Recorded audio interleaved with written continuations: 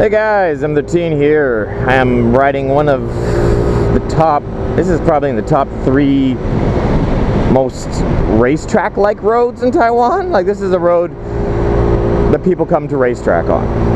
Especially since they keep closing racetracks. They closed the go-kart track near my house.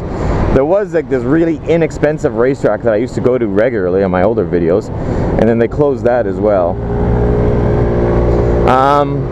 Yeah, so, oh yeah, and if you haven't noticed, this is a third-person view. Got the cameraman following behind me.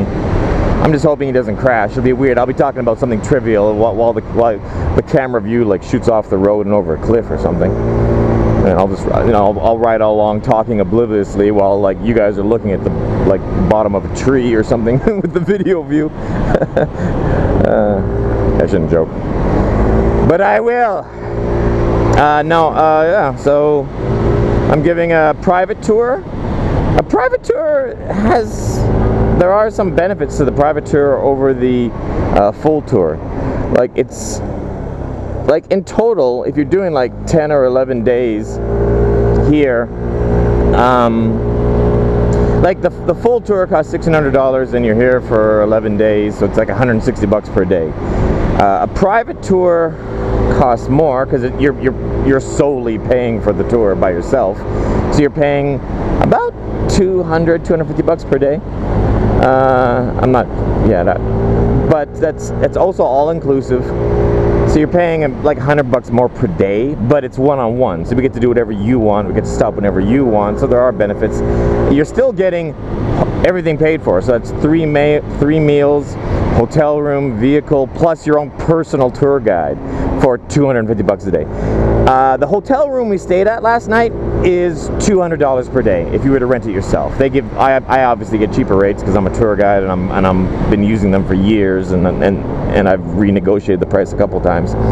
So anyways, so let's say you were doing it by yourself. It would be $200 for the hotel room that we stayed at last night.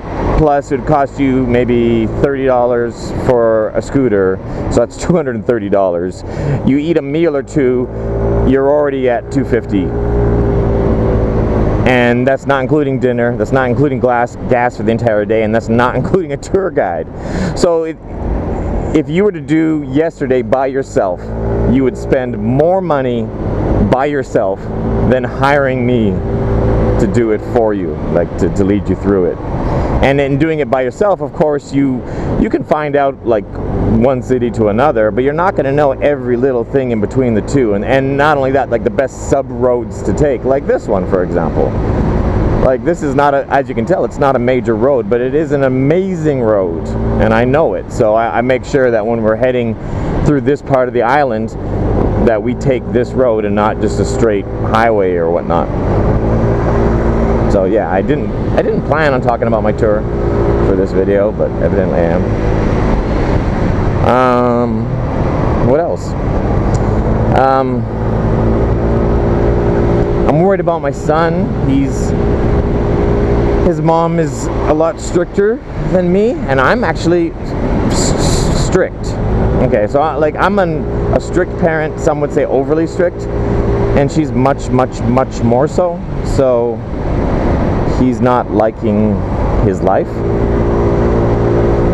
He's 10 years old, and the things that come out of his mouth are something that, like, at 10 years old, I never thought or dreamed of saying those things.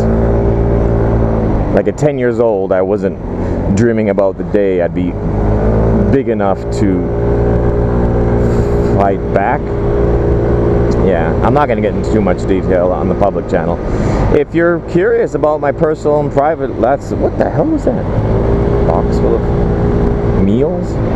If you're curious about my personal private life, I highly suggest that you support me on Patreon. And I'm going to cut across the line here a little bit. I apologize for that, but I could see there was no cars coming, and if you can see far enough ahead to know that you're not gonna inconvenience anyone else, and there's no real like, I wouldn't cut across here because obviously a car or motorcycle could appear and take me out. Morning. Good morning. Good morning. Yeah, but if you can clearly see that no one's going to appear and get scared by you being in their lane, then sure, yeah, why not use the oncoming lane? That's my advice.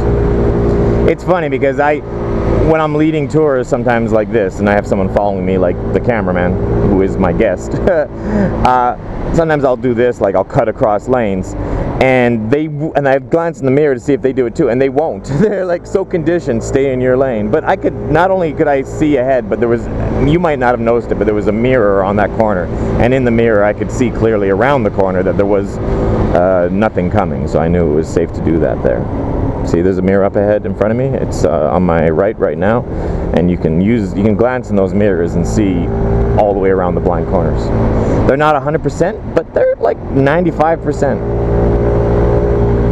I remember one time I was racing across the mountains, and I was fully using both lanes, but I was using the mirrors to look like this. I can see in that mirror there's nothing around this corner. So back in those days I would fully be in the oncoming lane for this entire bend and then shoot back out, like kiss the apex in the oncoming lane, and I felt it was safe because I could use the mirror to see around the corner, and it was fairly safe.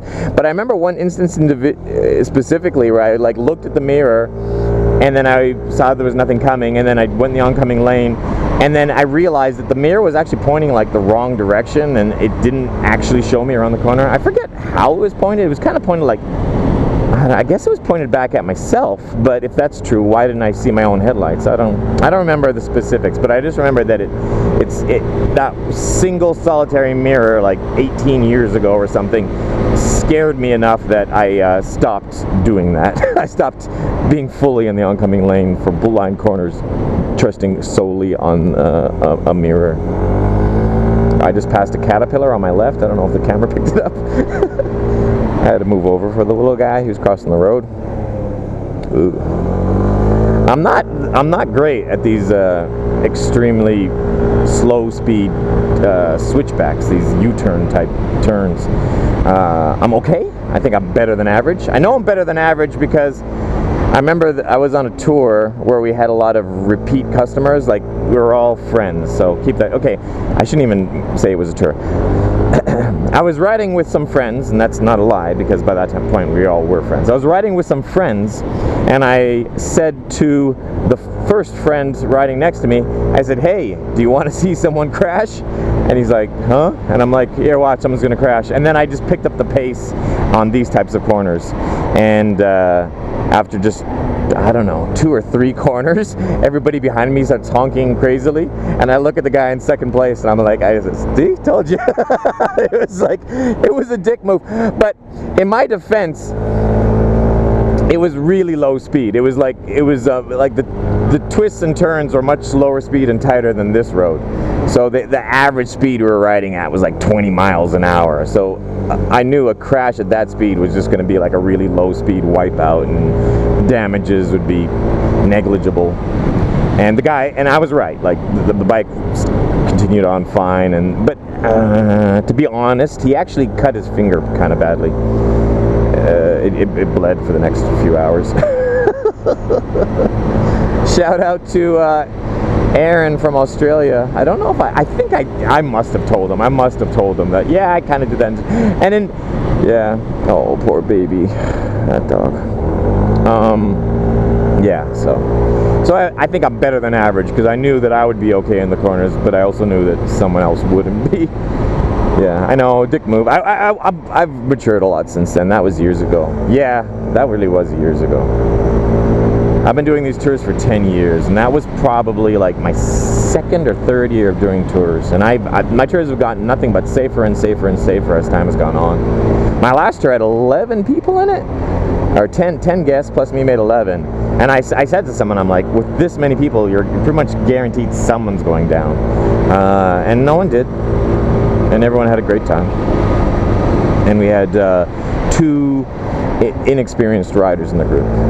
One guy had only ridden, he had like a week's worth of experience, and another guy used to ride on scooters, but he hadn't ridden in 30 years. He was like a 50-something-year-old guy who rode a scooter when he was 20-something. And he was like, yeah, oh, we're gonna ride into the clouds.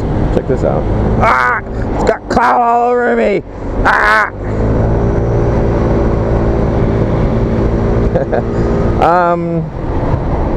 Yeah.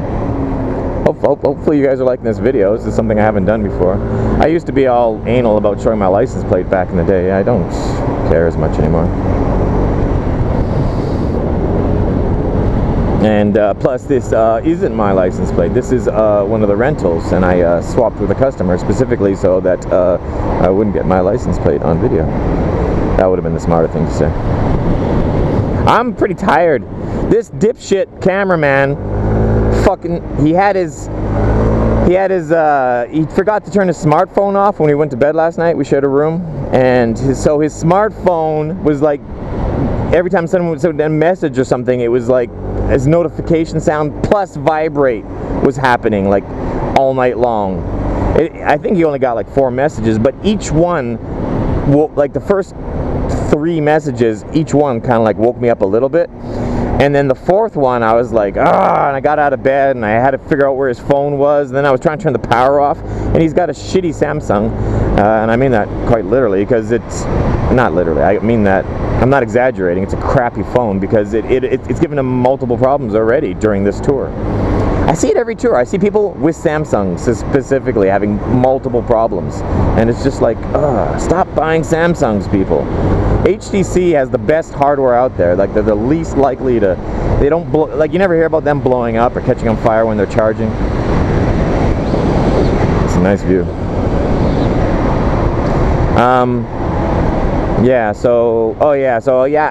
His Samsung wouldn't even let me turn the power off without the password, which is crazy.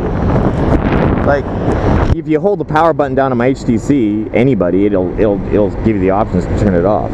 But on the Samsung, like, I couldn't even power it down. So I was about to put his phone outside. It's waterproof, whatever. And he woke up. I guess because I was walking around trying to figure out.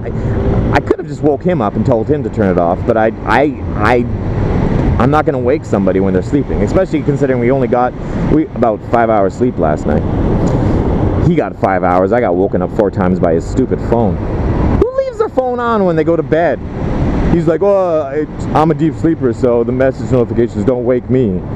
And I didn't think that they would wake you because they don't bother me. So it didn't occur to me that they could bother someone else. It doesn't matter. Why would you leave it on? Why are you going to leave your phone on all night long, transmitting data and searching for Wi-Fi and etc. so forth, when it's not going to be used all night long? If you're not using it, why not just put it on airplane mode and stop it? Save resources. Not resources, but you know what I mean.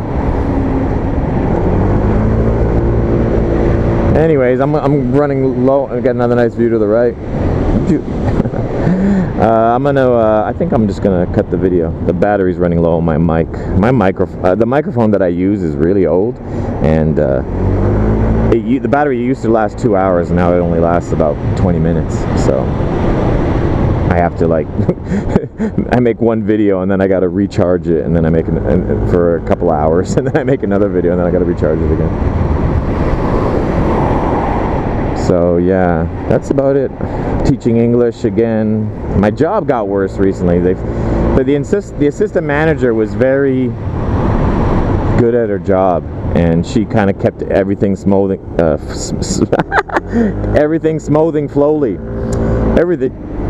flowing smoothly, and she quit.